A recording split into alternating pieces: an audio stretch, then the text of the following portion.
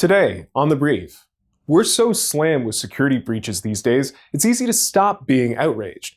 They all look the same, right?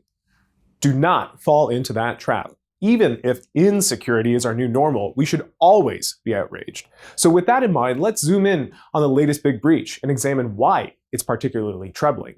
You see, Microsoft recently disclosed that one of its customer service databases had been accidentally exposed online between December the 5th and 31st. The data, stored on 5 mirrored servers, was not encrypted, and that makes us see red.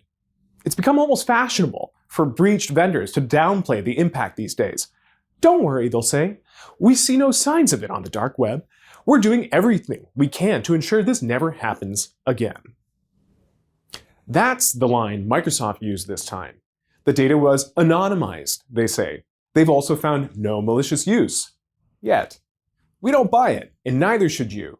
In this case, the data was far from anonymized. The 250 million entries contained email and IP addresses and support case details.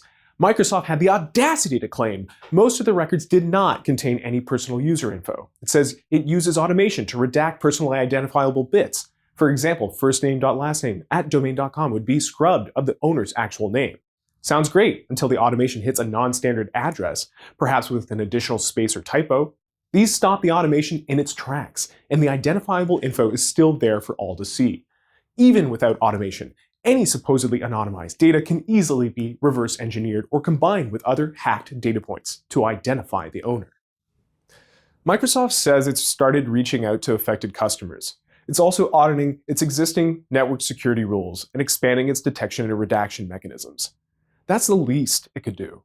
Microsoft's response is yet another example of how vendors often misrepresent what privacy is, and another reason to never take their post-breach claims at face value. Download our blueprint called Build a Privacy Program and use it to reaffirm what privacy is and how you'll maximize it in your own domain, because this is too critical to leave on the self-interest of vendors. That's food for thought.